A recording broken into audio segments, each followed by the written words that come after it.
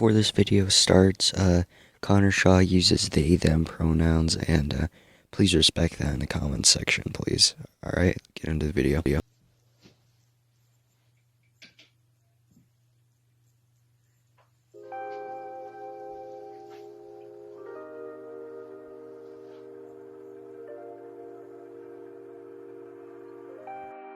Connor Shaw is a YouTuber who really gained a lot of their popularity due to their Payday 2 videos, and, well, that's how I really found out about them, was through their Payday 2 videos.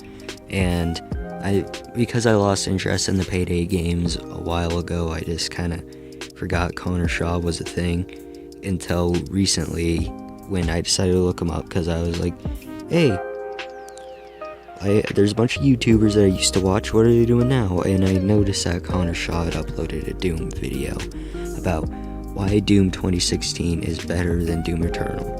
Now, here's the thing, you don't have to necessarily be a diehard fan of Eternal or whatever, you know, it's everyone's opinion. Me personally, even though I think Eternal is good, it's just, I don't know, I can't play it for longer than like an hour without getting infuriated. I have zero patience. But Connor Shaw's Doom video is just not very good. And it's not just because, oh, different opinion bad, like I've seen comments on their video. It's because it's objectively a bad video.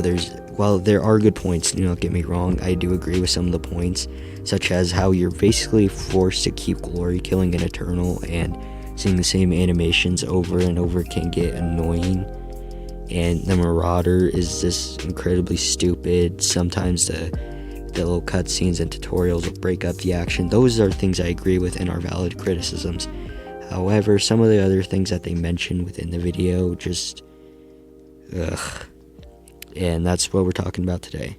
Ammo supplies are noticeably lower in Eternal, and drops seem fewer and farther between.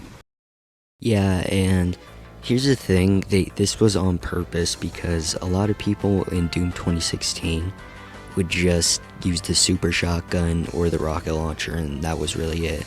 That was really all you needed to progress, and the devs didn't really like that because they want people to like try out the different guns, because like they all serve different purposes, and that's like the kind of the point of Eternal. Everything has a purpose.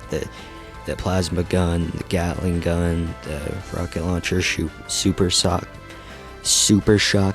the regular shotgun, just everything has some sort of purpose. Moving on, the ice grenade freezes enemies and can be upgraded to leave foes more vulnerable to damage while stuck. Simple enough, it's basically an option to get yourself out of corners when pressured, although needing to actively swap between grenades or ice grenades to use one another takes an extra second I often found myself without. So don't use them. I fail to see the point here. A lot of people kind of forget about the ice bomb. I forgot about the ice bomb. However, upon hearing of these two mechanics, you may assume igniting a frozen enemy would shatter or melt them, but no, you're left with an enemy that's frozen and burning and taking no damage from either. But are we really trying to bring in logic to the Doom games? I mean, we played the same game, right? What I'm trying to say is the gameplay mechanics of Doom Eternal all feel as though they were developed independent of one another, with no consideration as to their interactions with one another. Freezing an enemy with an ice grenade and then lighting them on fire with your flamethrower leaves you with a burning icicle rather than melting them or dealing any damage. In Connor Shaw's attempt to say that the game mechanics don't work together, they provided an example of how the game mechanics work together. You could freeze an enemy, then light them on fire for basically free armor, and with no risk of getting injured or anything.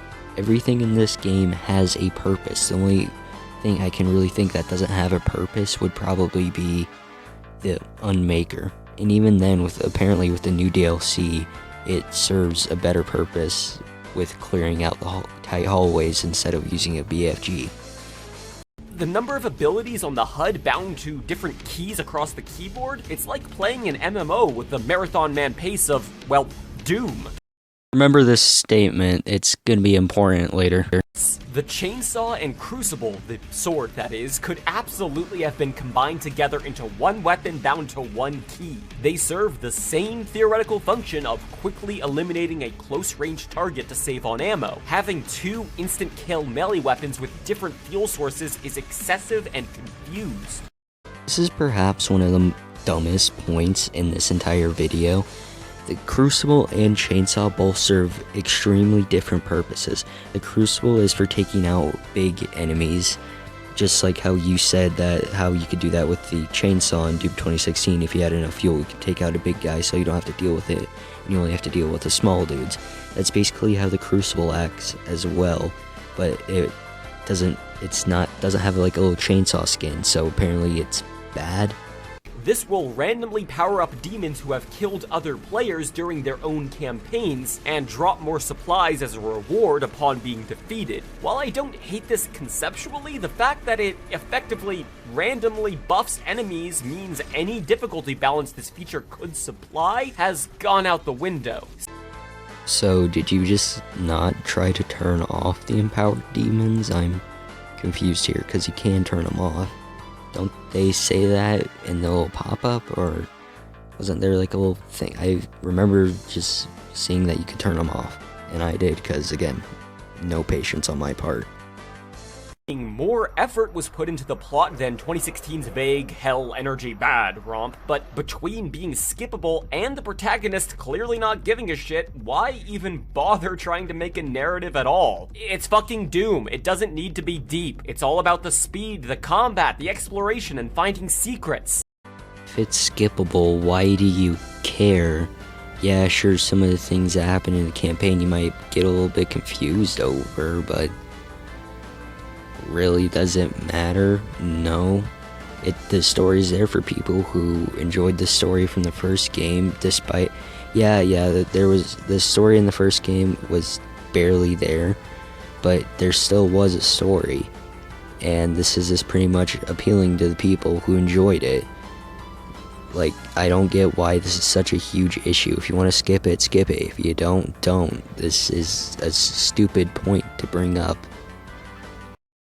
Augment your abilities and have their own two currencies which further... Okay, this could have all been one fucking system. Combine together the crystals, weapon points, suit tokens, mastery tokens, runes, all of it. Combine it all into one system of currency to purchase upgrades, or at least a smaller number of fragmented systems like Doom 2016. The menu is confusing, unintuitive to navigate, and remembering what upgrades you've unlocked is tricky in a pinch. Not to mention that spending Sentinel batteries, another fucking system of currency by the way, to unlock upgrades in your home base doesn't auto-save the game, meaning if you wish to upgrade everything before taking a break so you can jump right back in next time, well, you can't. Tell us why it's the game's fault that you don't save after doing something important. And remember that point that I told you to remember? It seems that Connor Shaw doesn't get that this is a way more complex game than 2016's Doom. They just wanted basically another rehash from what I can get from this. And it's kind of stupid because like in all the marketing for Eternal and like all the gameplay that like the devs would do at like QuakeCon or whatever, it was very obvious that this was not going to be just 2016 over again with a few new things here and there. This was going to be a very different game, and I don't know whether or not Connor Shaw just ignored all of that or what, but this video just shows that they don't understand how the game works, and they blame the game for that. Now, I will admit, it does take some getting used to. Like, if you're hot off the heels of 2016, jump right into Eternal, it's gonna feel weird. But just because Eternal is more complicated than Doom 2016, it doesn't mean it's a worse game. Not by a long shot. And apparently Connor Shaw doesn't really think that way. As always, thank you for watching the video. I was gonna make this a little bit longer, but in all honesty, I'm just kind of tired now, and my upload schedule is fucked anyway, so who really cares, right? Please do not harass Connor Shaw or anything, and please respect that they go by they, them in the comments. I guess I'll see you whenever I'm uploading, This has been Call Me Cairo, and remember, I tried.